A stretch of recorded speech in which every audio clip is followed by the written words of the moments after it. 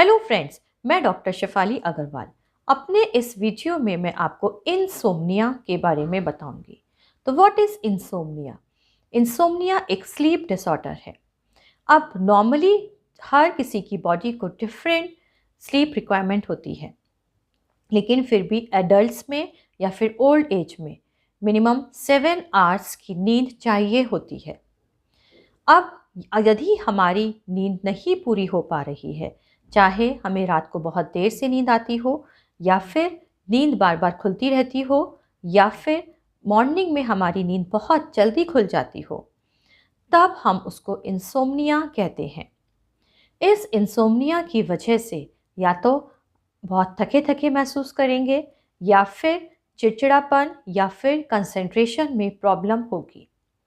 यही इंसोम्निया अगर काफ़ी दिनों तक रहता है तो यह कुछ और बीमारियों का कारण भी बन सकता है, जैसे diabetes, hypertension, depression, anxiety, obesity या फिर स्ट्रोक। तो इस इंसोम्निया के क्या कारण होते हैं?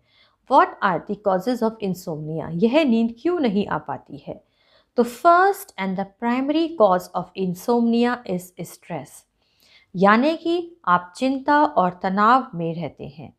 यह चिंता किसी भी तरीके से हो सकती है, चाहे आपका कोई फाइनेंशियल लॉस हुआ हो या फिर आपने कोई जॉब चेंज करी हो या फिर आप जहाँ पर रहते हैं या जहाँ पर काम करते हैं वहाँ का एनवायरनमेंट आपके लिए सुटेबल नहीं हो या फिर आपका अपना आपसे कोई अलग हो गया हो या फिर आप अपनी फैमिली या अपनी हेल्थ को लेकर बहुत चिंता करते हो।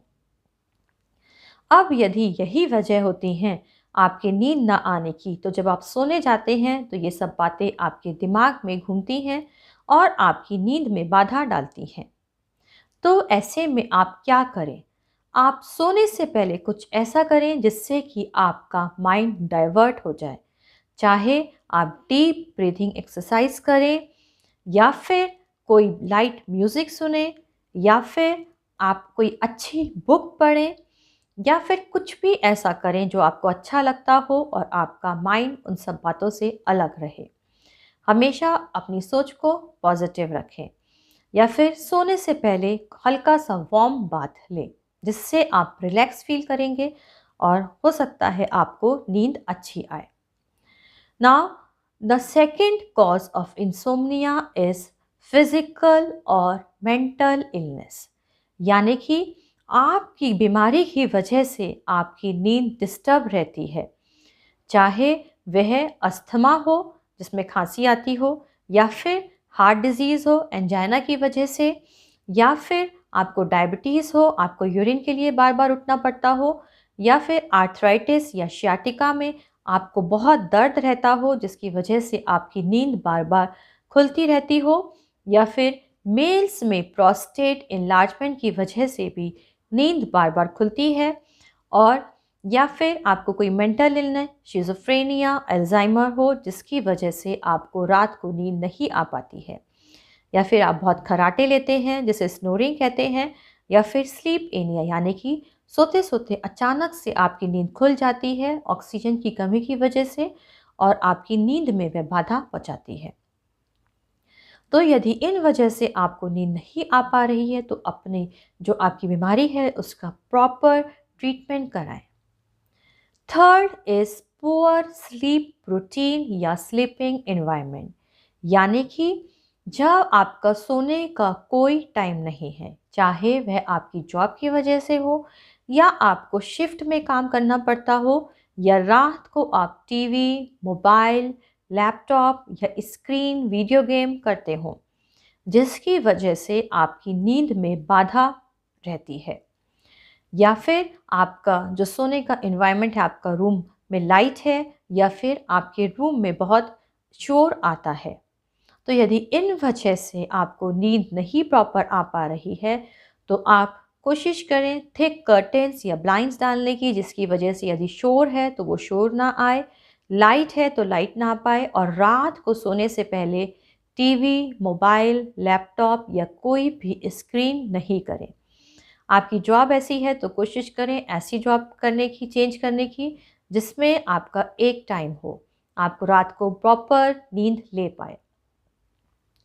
Now the fourth cause of insomnia is life style, यानी कि आप फिजिकली बिल्कुल भी एक्टिव नहीं हैं। आप दिन में सो जाते हैं, रात को सोने से पहले आप टी ले रहे हैं, कॉफ़ी ले रहे हैं, अल्कोहल, सिगरेट, पार्टी कर रहे हैं। आपका लाइफस्टाइल ऐसा है जो कि आपकी नींद में बाधा डाल रहा है, क्योंकि इन चीज़ों में निकोटीन या कैफ़ीन दोनों ही आपकी स्लीप को अफेक्ट करती हैं। तो ऐसे में आपको इन चीज़ों से दूर रहना चाहिए। आपको सोने से पहले इन चीज़ों को नहीं लेना चाहिए, जिससे कि आपको प्रॉपर नींद आ जाए। या फिर आप फिज़िकली एक्टिव नहीं हैं, पूरे दिन कुछ नहीं करते हैं, तो थोड़ा-सा कुछ एक्टिव कुछ काम करिए जिससे कि आपको रात को सोने से पहले नींद आ जाए। आप दिन में मत सोइए। अगर आप थक गए महसूस करेंगे तो रात को आपको नींद आएगी।